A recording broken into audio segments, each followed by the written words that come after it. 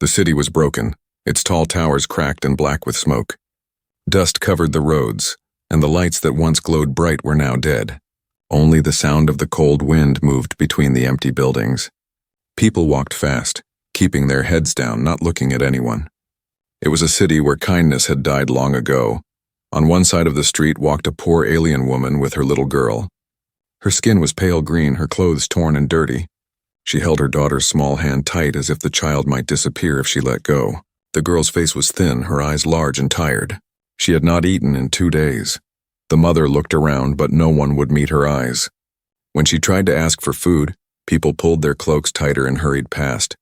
Some even whispered cruel words, calling her worthless, saying she should not be here. She lowered her head, her heart heavy, but she kept walking. For her little girl, she had to keep moving. They reached a food stall. The smell of warm bread filled the air, and the little girl stopped, staring at it with wide eyes. Her stomach growled loudly. She whispered softly, "Mama." Bread. The woman's heart broke. She had no money, not a single coin. She pulled her daughter's hand and whispered back, "Come, child, we cannot stay here." But the girl did not move. She was too weak. Her small legs trembled, and then she collapsed right there on the cold street.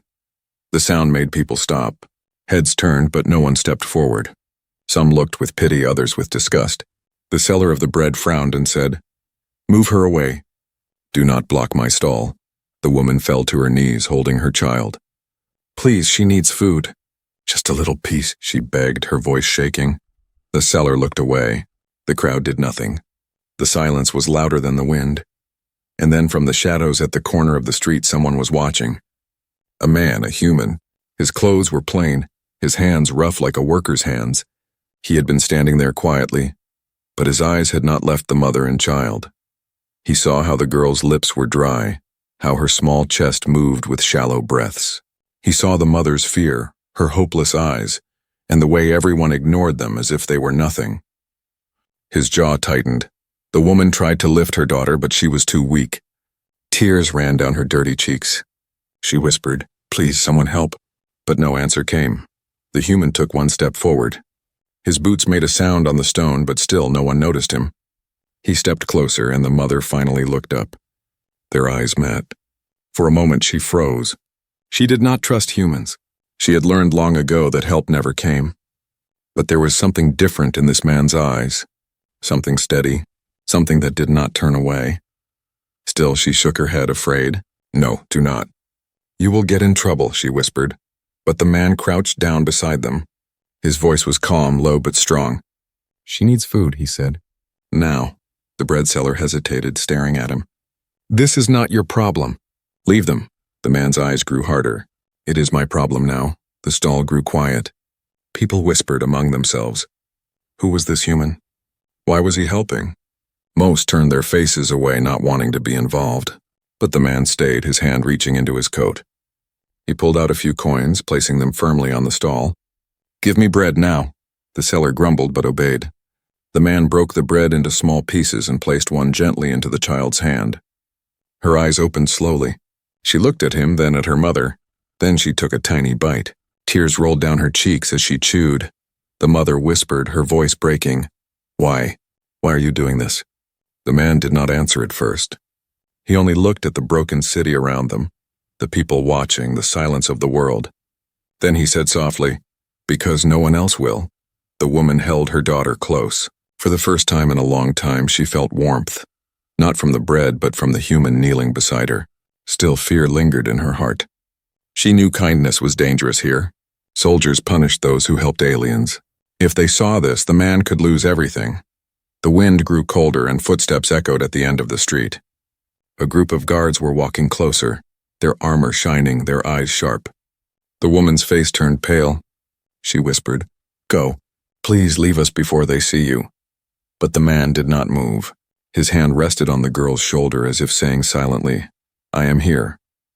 The crowd began to step back, sensing trouble. The guards were almost near. The air grew thick with fear and tension. The mother's heart beat fast. The little girl held the bread with shaking hands, and the human stayed there, still unafraid. The empty streets watched in silence. Something was about to change. The sound of boots on stone grew louder, echoing like a drumbeat in the cold air. The alien mother's heart raced. She pulled her little girl close and whispered again to the human, "Go. Please, if they see you with us, they will punish you." But the man did not move. His rough hand stayed steady on the child's shoulder. His face was calm, though his eyes burned with a quiet fire. The guards turned the corner, their silver armor shining under the weak sun. Their eyes swept the street, sharp like blades. The crowd quickly stepped aside. No one wanted trouble. A heavy silence fell as the soldiers marched closer, their leader's black cape dragging across the ground. The alien woman bent her head, trying to make herself small. The girl clutched the bread, crumbs falling from her little hands. The human rose slowly, standing tall between them and the guards. The leader's eyes narrowed. "What is this?" he said in a cold voice. He pointed to the woman. "Alien trash. Why is she still alive?" The mother trembled. She wanted to speak, to explain, but her voice failed her. The little girl whimpered softly. The human stepped forward. His voice was calm but strong enough for all to hear. "She is with me," the crowd gasped. Heads turned. The bread seller's face went pale. Who would dare say such words in front of the guards? The leader's eyes darkened. "With you? Do you claim ownership of this filth?" The human's jaw tightened. He knew the rules. Aliens were treated like nothing less than animals. To protect one openly was dangerous. Yet he nodded. "Yes, she is mine to care for." The guards exchanged looks. One of them laughed harshly. Why would a human waste his life on her? The leader studied him for a long moment, then sneered.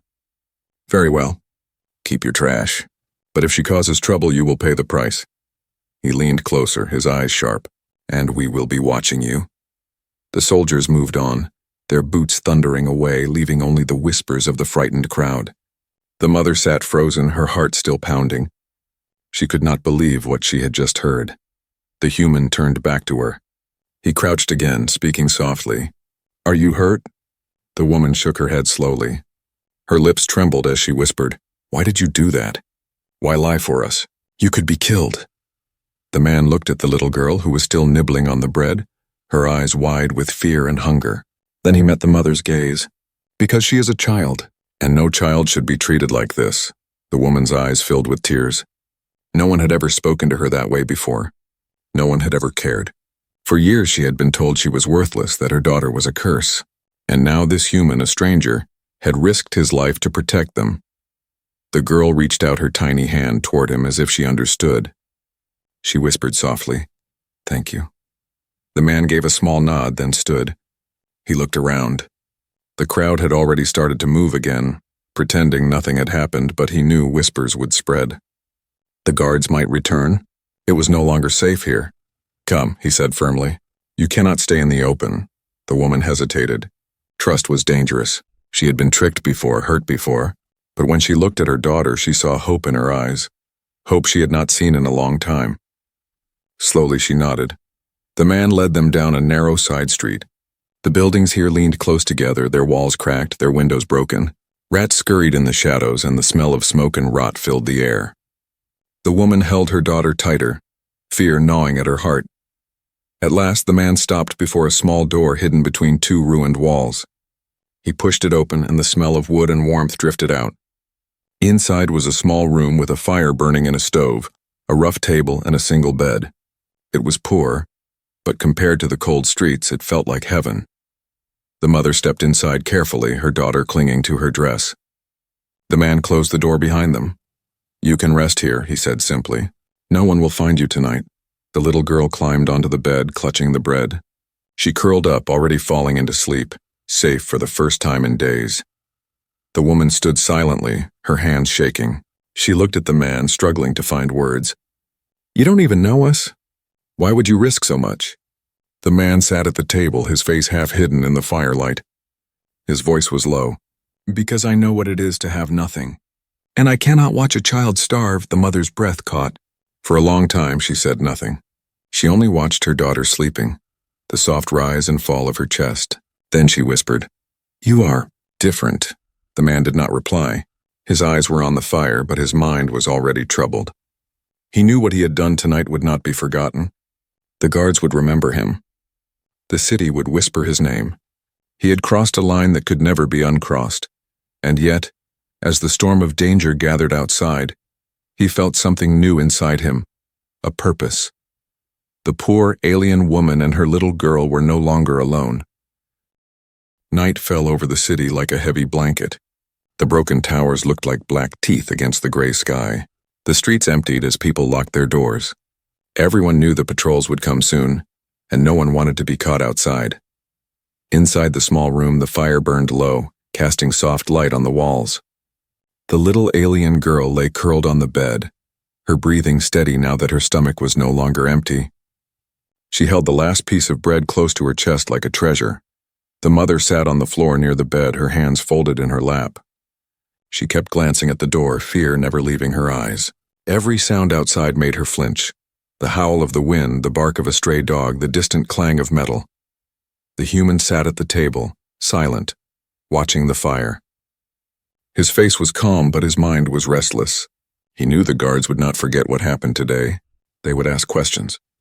They would search. He had crossed a dangerous line, and now there was no turning back. The woman finally spoke, her voice soft. "You should not have brought us here. They will punish you for helping us." The man looked at her, his eyes steady. "I know the risk, but your child would have died on that street tonight." I could not walk away. Her throat tightened.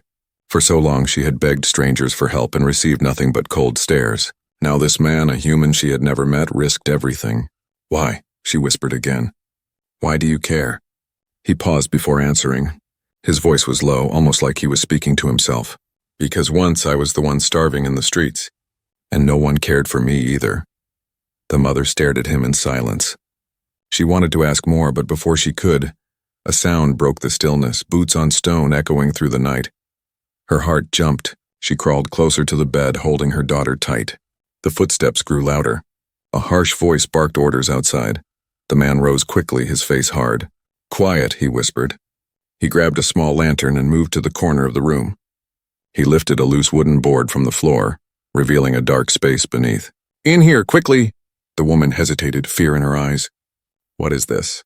"A cellar," he said firmly. "I built it years ago. No one knows. Hide and do not make a sound." She clutched her daughter and hurried down into the dark hole. The space was small and smelled of earth, but it was hidden. The man replaced the board above them and returned to the table just as a loud knock shook the door. "Open up." "Patrol." The man sat down, pretending to be calm. He pulled a half-empty bottle of water to the table and leaned back as if nothing was wrong. Then the door burst open and 3 guards stormed inside. Their armor clanged, their eyes sharp. The leader stepped forward. We saw you today on the street. Where is the alien woman?"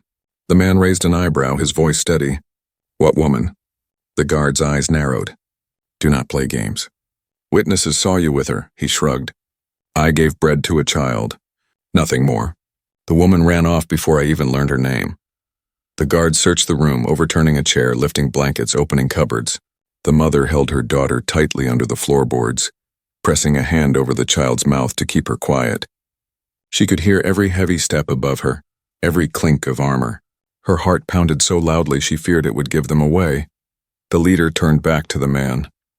"If you are hiding them, we will find out. And when we do, you will be dragged through the streets for all to see." The man leaned forward, meeting his eyes. "Then you better look harder because there is no one here but me." The guard studied him for a long moment, but the man's face did not break. At last, the leader spat on the floor and barked, "Come! We waste time." The soldiers marched out, slamming the door behind them. Silence returned.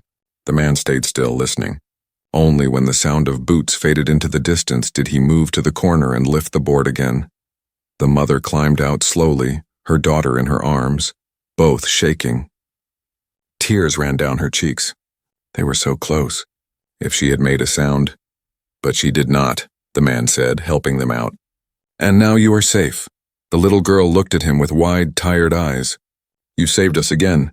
The man gave a small smile, though his eyes were heavy. "It will not be the last time." The mother placed a hand on his arm, her voice trembling. "They will not stop searching. You should send us away before it is too late." But the man shook his head. "Not yet. Tomorrow we will think of a plan. Tonight you rest." The fire burned lower. Outside the city was silent, but the silence was not peace. It was the silence before danger. Inside the small room, 3 souls sat together, bound now by fate, and none of them knew that tomorrow. Everything would change again. The morning light crept through the cracks in the roof, painting weak golden lines across the floor. The city outside was already awake, the sound of carts rolling and merchants shouting filling the air. But inside the small shelter, silence rested heavy. The little alien girl stirred first. She rubbed her tired eyes and whispered, "Mama." The mother kissed her forehead, giving her a small smile, though her heart was still heavy with fear. She had barely slept, always listening for footsteps, always fearing the soldiers would return. The human was already awake. He sat at the table, sharpening a small knife, his face thoughtful, his eyes shadowed. He looked at the woman and said quietly, "The patrols will search again today. You must stay inside." The woman nodded, though unease filled her. "How long can we hide? They will not forget." He stopped sharpening and looked at her. "We only need time. I will find a way." Before she could answer, there came a knock. A slow, heavy knock. Not like the angry pounding of the soldiers, but cautious. The mother froze, holding her daughter close. The man stood, motioning for them to stay quiet. He opened the door just a little. Outside was an old neighbor, a thin man with sharp eyes. He leaned in close and whispered, "They say you fed an alien. Is it true?" The human's jaw tightened. "Go home," he said firmly, but the neighbor smirked. "Careful. People are talking. You don't want them to think you are protecting one. The soldiers will pay well for such news." The human's eyes hardened. "Leave." The neighbor gave a sly smile and walked away. The mother's heart sank. She knew whispers traveled faster than the wind. Sooner or later, someone would tell the soldiers. The day dragged slowly. The girl played quietly with a piece of cloth, trying to stay cheerful, but every sound outside made her jump. The mother tried to calm her, but her own nerves shook. By evening, their fear came true. Loud boots approached again. This time, they did not knock, they kicked the door open. The same guards stormed in, their leader's face twisted with suspicion. "Search everywhere," he barked. The human stood firm near the table. "Again? You already looked yesterday," the leader sneered. "And today we look again." The soldiers tore through the room, throwing blankets, smashing jars, even pulling apart the bed. Dust filled the air. The little girl clung to her mother in terror. The man's heart pounded, but his face stayed calm.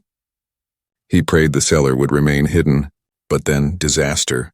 One soldier's boot struck the corner of the floor where the boards had been lifted before. The wood shifted slightly. The soldier froze, then crouched down. "Sir," he shouted. "Something here!" The mother's breath caught. Her hands tightened around her daughter. The leader strode over, kneeling to inspect the floor. His hand reached for the loose board. The man stepped forward quickly. "That's where I keep supplies." Nothing more, the leader glared at him. "Then you won't mind if we check?" The mother's eyes filled with panic. She pulled her daughter close, whispering prayers under her breath. The man's hand curled into a fist. He could not let them discover the cellar. Thinking fast, he slammed his boot against the table, sending it crashing to the ground with a loud bang. The lantern shattered, spilling oil, and the fire roared up. Flames leapt suddenly, smoke filling the room. The soldiers shouted in alarm, coughing and stumbling back. "Fire!" one cried. In the chaos, the man pushed them toward the door. "Get out before it spreads," he shouted. The leader cursed, pulling his men outside. "This isn't over," he roared. "We'll be back." Then the soldiers vanished into the street, leaving the room filled with smoke. The man quickly threw sand on the flames, smothering them. The fire died, leaving only black marks across the floor. He dropped to his knees, breathing hard. The woman crawled out of the cellar, holding her daughter, both shaking with fear. Tears streamed down her face. "They almost found us. If not for you," he held up a hand. "No, if they return tomorrow, I cannot distract them again. They will tear this place apart." The little girl's voice trembled. "Will they take us away?" The man crouched, looking into her eyes. "Not if I can help it." His voice was steady, but inside he felt the weight of danger pressing heavier every hour. The mother whispered, her voice breaking, "You should let us go. We are a curse to you," but he shook his head. "No, you are not the curse. This city is, and I won't let it take you." The night grew darker, the fire gone, the room filled with silence again. But the silence now felt sharper, as if the walls themselves knew the truth. Their hiding place had been discovered. From outside, faint voices of neighbors whispered in the street. The rumor had spread, and when the soldiers returned, They would not leave without finding the truth. The human knew time was running out. He would have to make a choice soon: hide them elsewhere or risk everything in a daring escape. The poor alien woman looked at him, her eyes wide with fear, but deep inside a small light of hope flickered. For the first time in her life, someone had chosen to fight for her, but tomorrow the city would demand its price. The next morning, the city was not the same. Whispers moved through the streets like smoke. Neighbors spoke in low voices, pointing toward the human's small home. Children repeated what their parents said: "He protects aliens." The man felt the change as soon as he stepped outside to fetch water. People avoided his eyes. Some looked at him with pity, others with cold hatred. One man spat on the ground as he passed. Another muttered, "Traitor." When he returned, the mother saw his face. "They know, don't they?" she asked quietly. He placed the water jug down and gave a small nod. "Yes, soon the soldiers will know too. We cannot stay here much longer." The little girl looked up from the blanket where she sat. Her voice was small but firm. "I don't want to leave you." The words hit him hard. She spoke them like he was already her father. He tried to smile, but his heart ached. He had promised himself never to care again, never to let anyone close. But this child with her thin arms and big eyes had broken through the walls around his heart. That afternoon there was another knock. This time it was the neighbor again, the thin man with sharp eyes. He leaned close and hissed, "The soldiers are asking questions. They say you will be punished soon. If you hand them over now, maybe they will show mercy." The human's jaw clenched. "Get away from my door," the neighbor smirked. "Kindness will cost you, fool. You will see." He left with laughter that chilled the mother's blood. By evening, the tension grew unbearable. The mother sat near the fire, her hands shaking. "Please," she whispered, "you must let us go. If they punish you, it will be my fault. My child and I, we have survived before. We can survive again." The man shook his head. "No, out there they will kill you both before nightfall. I will not let that happen." The little girl suddenly climbed onto his lap, surprising him. She placed her tiny hand against his chest. "You saved me, so now you're my family," she said softly. The mother gasped, tears filling her eyes. She tried to pull her daughter back, but the man only placed a hand over the child's. His voice was low, steady. "Then I must protect my family." That night the sound of marching boots returned. The mother froze, pulling her daughter into her arms. The man blew out the lantern and motioned for silence. The door shook under heavy fists. "Open by order of the patrol!" The man did not move. The knocking grew harder until the wood creaked. At last he opened it. 4 soldiers stood there, their eyes full of suspicion. Behind them, curious neighbors watched from the shadows. The leader stepped forward. "You've been warned." "Where are they?" "The alien woman and her brat." "Hand them over." The man stood tall, blocking the doorway. His voice was calm but dangerous. "There's no one here but me." The leader's eyes narrowed. "Do you think we are blind? People have seen them with you." "You dare to lie again?"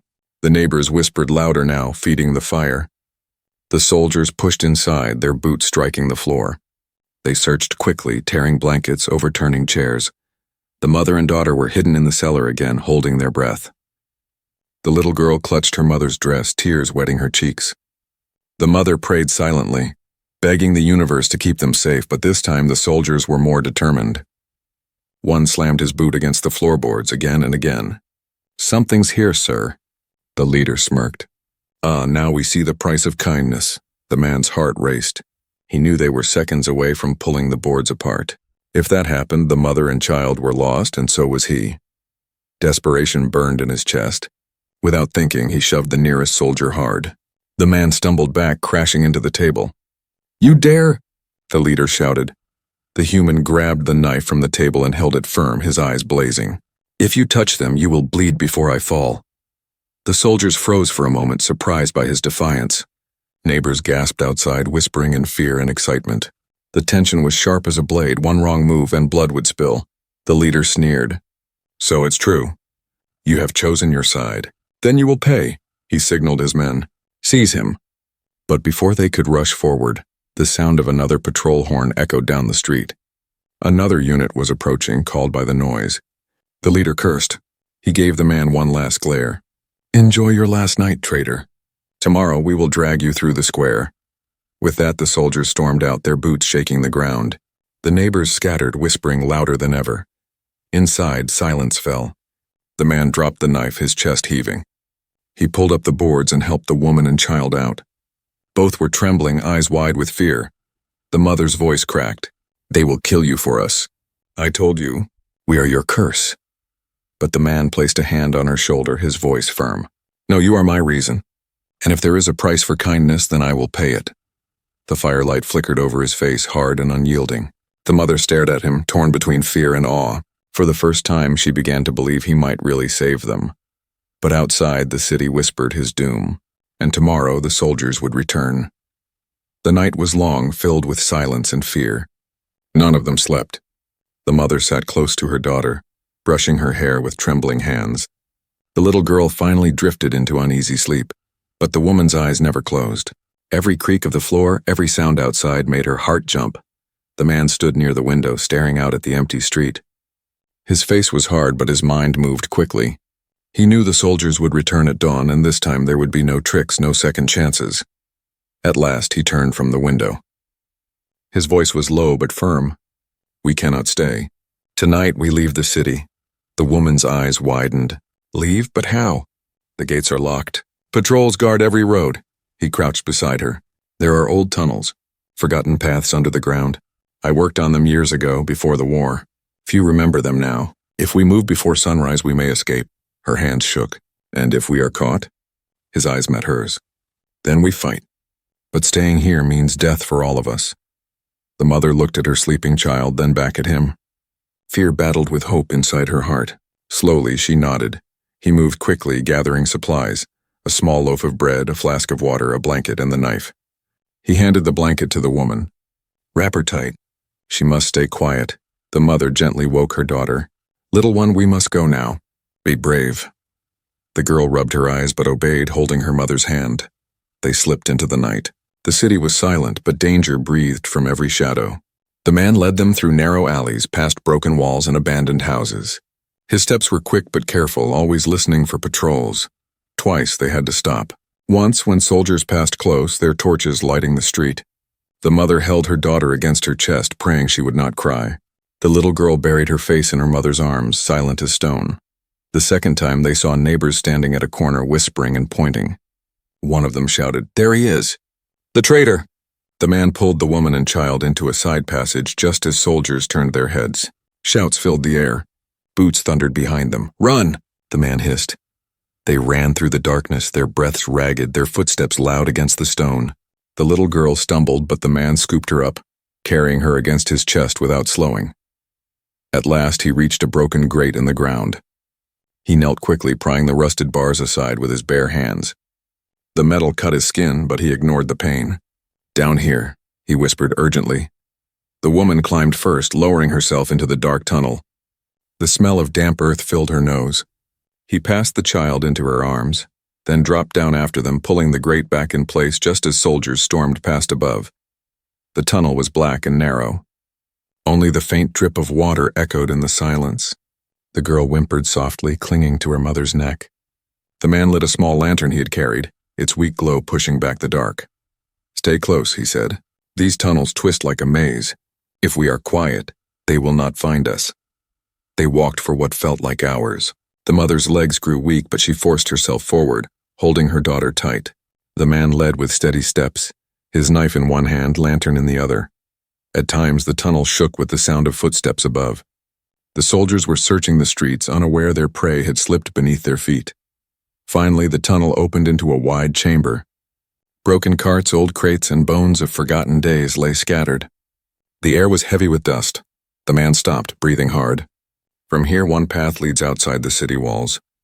But it is the most dangerous. Patrols watch the exits. The woman's voice trembled. "And the other paths?" "Collapsed," he said grimly. "This is the only way." The little girl tugged his sleeve. "Will we be safe out there?" He crouched down, meeting her wide eyes. "I cannot promise safety, but I can promise I will not let go of you." The girl wrapped her small arms around his neck, and he held her close for a moment, his heart heavy. Then he set her down and turned back to the path. "We move at dawn," he said. "The guards change shifts then. It is our only chance." The mother nodded, though fear shook her bones. She sat with her daughter wrapped in the blanket, watching the man as he stood guard at the mouth of the tunnel. His shadow stretched across the walls, tall and unyielding. In the silence, she whispered to herself, "Why would a stranger risk so much for us?" But deep down, she already knew the answer. The price of kindness had bound him to them, and now their fates were one. Above, the first pale light of dawn touched the city walls. Soldiers sharpened their weapons, ready for another day of cruelty. But beneath their feet, in the forgotten tunnels, 3 souls prepared for the most dangerous step of their journey: freedom. The tunnels were cold and damp, the air heavy with silence. Only the faint glow of the man's lantern cut through the darkness. The mother held her daughter close, wrapping the blanket tighter around her. The little girl's small hands clutched the woman's dress, her eyes wide and afraid. The man stopped often, listening for sounds above. Soldiers would be changing shifts soon, and that was their only chance. His jaw was tight, his eyes sharp, every sense alert. At last they reached a heavy stone door at the end of the tunnel. Moss covered its edges and rusted chains hung across it. The man touched the stone carefully, then whispered, "Beyond this door is the outer road. Freedom lies there." The mother's heart pounded. "And the guards?" "They will be there," he admitted. "But we must be faster." He placed the lantern down and began pulling at the chains. His hands bled from the sharp rust, but he didn't stop. Finally, the chains gave way with a loud snap. He froze. The sound echoed like thunder in the silent tunnel. The little girl whimpered, "They'll hear us." The man pushed the door open slowly. A rush of cold morning air poured in, carrying the smell of wet grass and smoke from distant fires. Dawn had arrived. Beyond the door stretched the outer road, wide and open, leading toward the forests beyond the city. But just as he had feared, 2 guards stood near the wall, their spears gleaming in the early light. The mother gasped. "We cannot—" The man's hand tightened on the knife at his side. "We can't, stay behind me." They stepped into the light. The guards turned instantly, their eyes narrowing. "Halt!" one barked. The man moved forward, shielding the woman and child with his body. "Run when I say," he whispered to them. The guards charged. The first swung his spear, but the man caught it with his bare hand and yanked hard, pulling the soldier off balance. With his knife, he struck fast, the blade slicing across the soldier's arm. The man cried out, stumbling back. The second guard rushed forward. The man kicked sand into his eyes, then slammed his shoulder into him, knocking him to the ground. But more shouts rose from the wall. More soldiers were coming. The mother's breath caught. She clutched her daughter's hand tightly. "We cannot make it." The man's eyes blazed. "You must." He grabbed the little girl's arm gently, pushing her toward the road. "Run. Run and don't look back." The girl's eyes filled with tears. "But you, go," he roared. The mother pulled her daughter, and together they ran toward the forest. The man turned, facing the growing wave of soldiers. His knife gleamed in the morning sun. The soldiers shouted, their boots pounding against the earth. The man fought fiercely, every move sharp and desperate. He slashed one soldier's leg, elbowed another in the throat. But they kept coming, surrounding him. The mother looked back once. Her heart broke as she saw him standing alone against so many. Tears blurred her vision, but she kept running, forcing her daughter forward. The girl cried out, "Papa!" The word tore through the air like an arrow. The man heard it. For a split second his eyes softened and a small smile touched his face. He had not asked for that name, but in that moment it gave him strength greater than any blade. He shouted, his voice like thunder. "Go, live free!" The mother and child disappeared into the trees, their figures swallowed by the forest. The soldiers closed in. The man fought until his arms grew heavy, until blood marked the ground, but his smile never faded, because he knew he had changed their fate. Hours later, the forest was quiet. The mother and daughter rested by a stream, hidden in the tall grass. The girl clutched the last piece of bread, her eyes wet with tears. "Will we see him again?" she whispered. The mother pulled her close, her voice trembling but strong. "He gave us a future, and as long as we live, he will never be gone." She looked toward the horizon where the sun rose bright and golden, breaking through the dark clouds. Her heart ached with grief and gratitude. The poor alien woman and her little girl had once been nothing, but because of one human, they now carried hope. And that hope would burn brighter than any fear. The city might remember him as a traitor. The soldiers might curse his name. But to the mother and her child, he would always be the man who gave everything so they could live. And in that way, his fate and theirs was forever changed.